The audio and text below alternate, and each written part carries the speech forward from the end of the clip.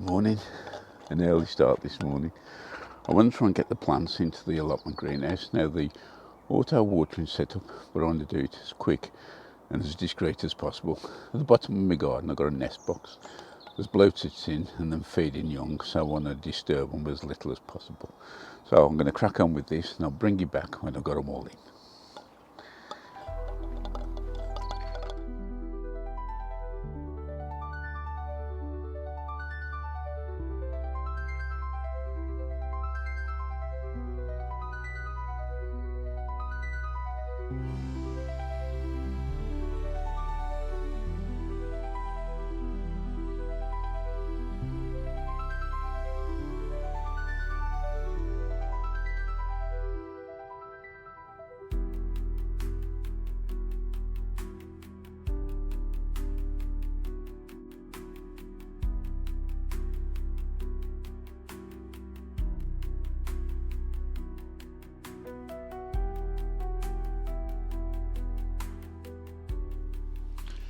Well, I managed to get them in without too much disruption to the birds, I hope. The main thing was these plants in here have been sitting outside on my backyard for 2, possibly 3 weeks, and in general the weather hasn't been too bad, so they've toughened up a bit. But looking on my barometer, the pressure's starting to drop quite a lot, so I think we're in for a bit of a change in the weather. We have had a few claps of thunder over the last day or two, and a little bit of rain, but nothing. But I noticed the temperature is actually dropping quite harsh. So bringing them in here, it gives me a bit more extra protection. I've still got the window open in there for some airflow, but say shutting that door does maintain a better temperature and all. The other things I've got to do is obviously tidy up and get rid of these whatever's on the shelves, and actually take the shelves out because that does block light as well. And the windows need a cleaning, and also I need to put some more support canes up, but there's no rush for that. Just let the plants start growing and all. The AUTOPOTs down the side, these here, I've actually switched the water feed off, and what I'm going to be doing with all the plants actually is start feeding them a week tomato feed, probably once a week, just to get a bit of food into the soil, and then we can start the auto watering going on. So what I'll do, I'll spin you around and just talk you all the different plants we've got in here. I'll start off on the right, and these are the 4 AUTOPOTs, all tomatoes, and I've got me a Crimson Crush. Next one is one called Nigel, and the 2 on the end, both of them are Sweet Million. And so with the 4 AUTOPOTs, I've got another 4 this side, and I've just mirrored the plantings. So it's Crimson Crush, Nigel, and 2 Sweet Million cherry tomatoes. Going up on the end here, we're into the QUADGROWs. I've got 2 mini munch cucumbers there, and that's mirrored over the other side. Another 2 mini munch over there. As you can see, I've got mesh all the way up the back, which goes up into the roof and joins up the grapevine, and that there is obviously to support the plants. And then my mini self-wicking system. Right in the back here we got 2 aubergines, and they're a variety called Black Beauty, and straddle each side of them is the melons. Them are called Malaga, I think, yeah. And right at the front I've got some of my extra peppers with red skin on the left to right, Big Ben, Yellow Bell and Laney.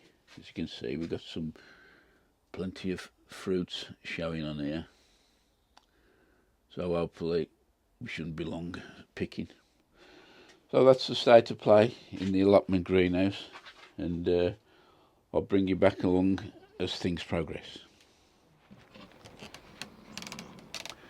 Now we've got the greenhouse auto watering more or less sorted. I can think about looking at what's in here now, and I'll set my chili wicking system up in there. First of all, I've got to get rid of these Vitopods, these spacing pieces here. They actually unbolt, and I'm quite easy to flat pack. And what I do, I store these on the bases up in the loft. The plants in there, I've got more or less bedding plants. There's dahlias, a couple of dahlia types, some zinnias, a couple of fuchsias, sunflowers and all. So what I'll do, I'll put these outside. That'll give them a chance to give them a bit of hardening off as well. And in the meantime, I'll get these broken down. It's amazing how time flies. It's hard to believe it's been 12 months since I was putting the tanks in here ready for the peppers. Another problem, before I can get the trays in here, I'm actually using them to store the outdoor tomatoes and my spare peppers and whatever, so I need to find some space for them. Anyway, I'll bring you back once I've got the tanks in. We've got them all in. I've tried to mirror the plants in both tanks as well as possible. So at the back we've got California Wonder, Big Ben, Laney, and on here is the one called Redskin. And it goes the opposite way, so it's Redskin, Laney, Big Ben and California Wonder. Along the front here we've got a Yellow Bell, another Cali Wonder, Yellow Bell, King of the North, Cali Wonder, Redskin and Yellow Bell. So that's them all done now. Better still, another one ticked off the list. Just quickly show you, I've got 2 roses in the garden, trying to grow them over an archway. This is called Gertrude Jekyll. I got it from David Austin, and as you can see, the blooms have been fantastic. I've already cut a few dead heads off, but so it seems to be growing quite well, and hopefully by the end of the season we should get it to join. Last week in May in the UK is traditionally known as Spring Bank Week, and yesterday was a bank holiday. We also had one at the beginning of the month. Looking at my growing diary, this week I'm intending to put my onions out in the beds. Well, although I'm ready in the pots, the bed's not quite ready, but that shouldn't take long to do. But because my growing pattern has changed slightly, I'm growing more flowers. I've started by doing this bed here, and I've put 5 sunflowers out to start with, and I've also got more dahlias. The weather forecast not looking too good at the moment. It's raining now, the sky's dark, we've had lots of wind, so I'm going to have to pick slots which are available during the week when the weather permits and get what I can done. A couple of weeks ago I uploaded a video showing my visit to the RHS Malvern Spring Show, and while I was there I met up with Martin and Jill Fish. Now Martin has been in the gardening industry a very long time. He's also a broadcaster, writes magazine articles, and more importantly is a senior judge for the RHS. Martin and his wife Jill hold a thing called the potting shed at most of the RHS shows, whereby they have guest speakers on explaining their speciality, and also Jill specialises in cooking as well, produces some good dishes. Together with another guy named Sean, they also have a YouTube channel and a podcast, and it's called Pots and Trowels. While I was there, Martin did a little interview with me, which is put on his actual channel. So I'll put a link below to the interview and also a link to their channel. So why not go and take a look? I've recently returned again from a trip north of the border. And while I was up there, we visited Edinburgh Castle. Now, if you've never been to Edinburgh Castle, I can highly recommend it. But I will say, pre-book online before you go, because quite a few people turned up while we was waiting to go in, and they got refused because the allocation had been took for the day. So we say do pre-book. The castle itself is fantastic, well worth a visit. But it was on the way out, I called into the gift shop there, and I picked up one of these. Now, this is called a Spurtle, and it's used for stirring porridge. But looking at that, for me, that only meant one thing, and it was an ideal dibber. So I picked it up, not sure how much it was. It might have been £3, £4 or something like that. But if you look, there's a couple of marks on there. And when I come back, I tried it onto the Agroland plug plant trainers, and it's a perfect taper in there, it is. Might need to just chop the bottom off, but that's no worry at all. The wood, it's very, very smooth, not sure what it is, but say for the money, ideal purchase.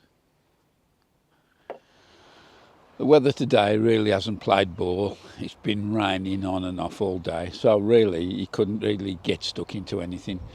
I want to spend a day getting the beds ready and start planting out, as I said earlier. So instead of doing that, what I've done is took advantage of the little dry spells and started clearing this. It'll be a first pass just to take the height down, and then I'll do a thorough weeding. I'll just show you what I've done. Right, so I've had half an hour on here, and for a first pass it don't look too bad. As you can see, there's still stuff on the top, and I will do a proper weeding once I get all this cleared up. To be fair, a lot of it come up quite easy, apart from the odd dock where I've had to get underneath. But I've filled the council bin at the moment, so I might have to wait till that end's emptied until I can get more stuck into this area. I did have a couple of nice little finds, so I got these couple of parsnips that I missed about. I don't know how I missed them, but to be fair, they've probably gone woody now, so I'll write them off. Right then, it's raining again, so I'll see you a bit later. There's one more thing before we go. You may remember from the last video that I showed you we'd got some little residents, the blue tits in the Nestbox. Well, very happy to say this morning they left the box. I didn't actually see them leave, I just heard a kerfuffle and I could see the parents flying around, and most of them would come out in the garden. There was counted 6 in total, and they've spread themselves round. Anyway, the parents are racing round looking after them, and hopefully they'll all make it through. So until next time, I'll leave a few pictures with you. All the best. Bye for now.